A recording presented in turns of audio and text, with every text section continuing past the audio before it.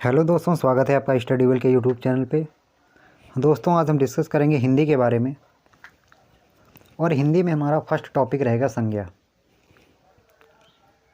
तो चलिए शुरुआत करते हैं सबसे पहले संज्ञा की। संज्ञा जानने से पहले हम ये जान लें कि संज्ञा पार्ट किसका है। तो संज्ञा हमारा विकारी शब्द का एक पार्ट है। किसका पार्ट है? विकारी शब्द का पार्ट है। विकारी और अविकारी शब्द हम बाद में पढ़ेंगे, इनका वीडियो हम अलग से बना देंगे आप लोगों के लिए। तब तक हम पढ़ते हैं संज्ञा। संज्ञा क्या होती है, इसकी परिभाषा क्या है। बचपन से हम पढ़ते आ रहे हैं संज्ञा की परिभाषा। किसी प्राणी, वस्तु, स्थान, भाव आदि के नाम को क्या कहा जाता है? संज्ञा कहा जाता है। जैसे अनिल किसी व्यक्ति का नाम है, किताब किसी वस्तु का नाम है, पेन क्या है? किसी वस्तु का नाम है, आगरा किसी स्थान का नाम है, मुंबई किसी स्थान का नाम है, निराशा भाव है, प्यासा भाव है। ये सब क्या है? ये सब संज्ञा है। अमित क्या है? किसी व्यक्ति का नाम है, इसलिए अमित क्या हो गया? संज्ञा हो गया। लखनऊ किसी स्थान का नाम है, ये भी संज्ञा है। गंगा किसी नदी का नाम है, ये भी क्या है? संज्ञा है। चलिए अगला देखते हैं। अर्थ की दृष्टि से संज्ञा के कितने भेद होते हैं? 5 भेद होते हैं।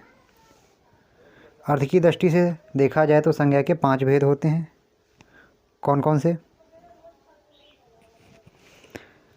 नंबर 1 होता है व्यक्तिवाचक संज्ञा। नंबर 2 होता है जातिवाचक संज्ञा, द्रव्यवाचक संज्ञा, समूहवाचक संज्ञा और भाववाचक संज्ञा। लेकिन अगर मूल रूप से बात करें तो मूल रूप से संज्ञा के 3 रूप होते हैं।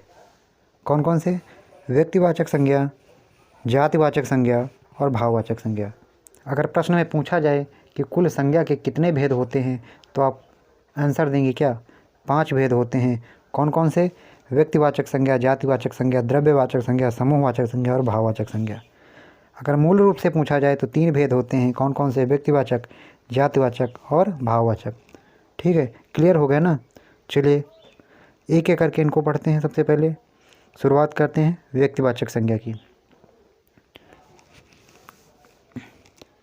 जो संज्ञा शब्द किसी एक व्यक्ति, स्थान या वस्तु का बोध कराते हैं उन्हें क्या कहा जाता है? व्यक्तिवाचक संज्ञा कहा जाता है। किसी एक व्यक्ति का बोध कराएं, किसी एक स्थान का बोध कराएं या किसी एक वस्तु का बोध कराएं, उनको क्या कहते हैं? उनको कहते हैं व्यक्तिवाचक संज्ञा। जैसे राम किसी व्यक्ति का नाम है, अकेला है ना। महात्मा गांधी किसी व्यक्ति का नाम, अकेले हैं। जवाहरलाल नेहरू, सीता, राम, दिल्ली, गुजरात, असम, लखनऊ, ये सब क्या है? किसी स्थान के नाम हैं। ठीक है, सब क्या हैं? अकेले हैं, इसलिए इनको सब किस में रखा जाएगा? व्यक्तिवाचक संज्ञा में रखा जाएगा। चलिए अगला देखते हैं हम। अगला हमारा हो जाएगा जातिवाचक संज्ञा।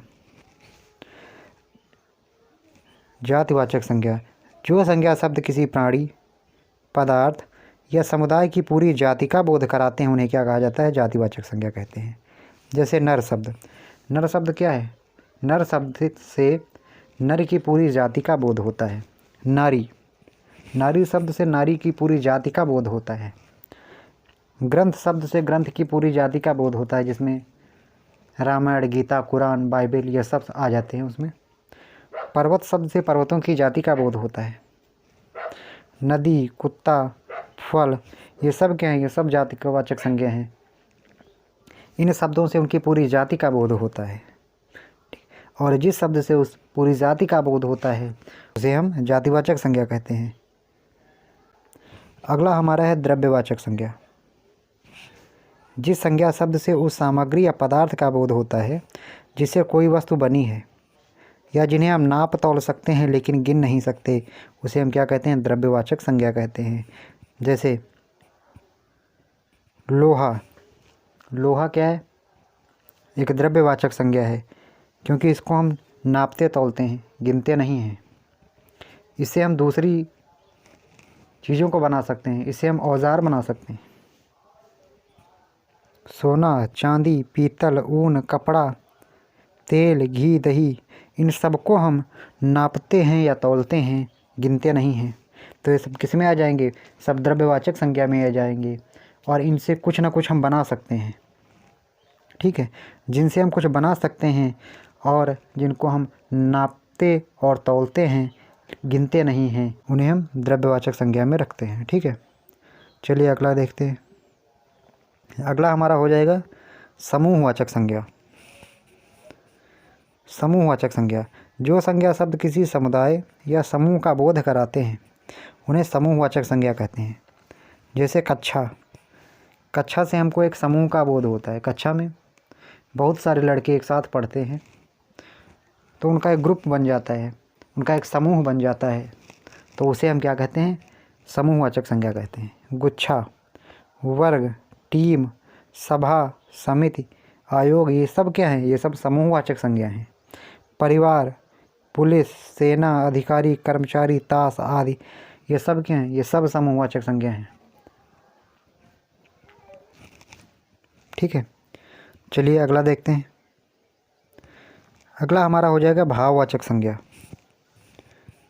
भाववाचक संज्ञा, जिन संज्ञा शब्दों से किसी व्यक्ति, वस्तु के गुण, दशा, स्वभाव, अवस्था आदि का बोध होता है उसे क्या कहते हैं, भाववाचक संज्ञा कहते हैं। जैसे क्रोध, मिठास, आशा, निराशा, बुढ़ापा, प्यासा, ये सब क्या है, सब भाववाचक संज्ञा हैं। बुढ़ापा क्या है, अवस्था है। प्यासा क्या है, भाव है। क्रोध क्या है, स्वभाव है, ठीक है। ये सब क्या है, ये सब भाववाचक संज्ञा में आते हैं। अगला हमारा है जातिवाचक संज्ञा से हम भाववाचक संज्ञा में कैसे परिवर्तित कर सकते हैं। अगर जातिवाचक संज्ञा, पुरुष क्या है, पुरुष शब्द जातिवाचक संज्ञा है, और पुरुष शब्द को अगर भाववाचक संज्ञा में बदलें तो क्या हो जाएगा, पुरुषत्व हो जाएगा।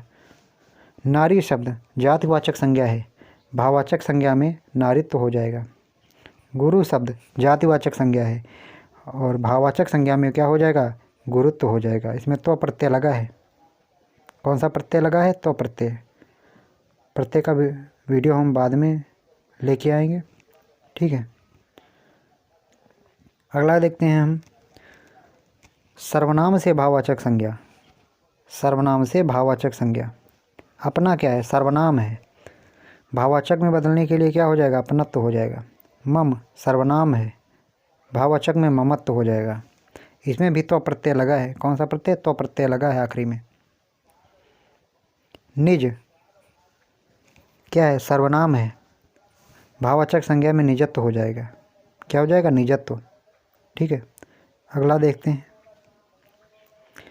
विशेषण से भाववाचक संज्ञा में बदलने के लिए क्या करते हैं। सुंदर क्या है, सुंदर क्या है, सुंदर विशेषण है, भाववाचक में बदलने के लिए क्या हो जाएगा, ये हो जाएगा सुंदरता या सौंदर्य। लाल क्या है, विशेषण है, क्या हो जाएगा, लालिमा हो जाएगा। वीर क्या है, विशेषण है, क्या हो जाएगा, वीरता हो जाएगा या वीरत्व हो जाएगा।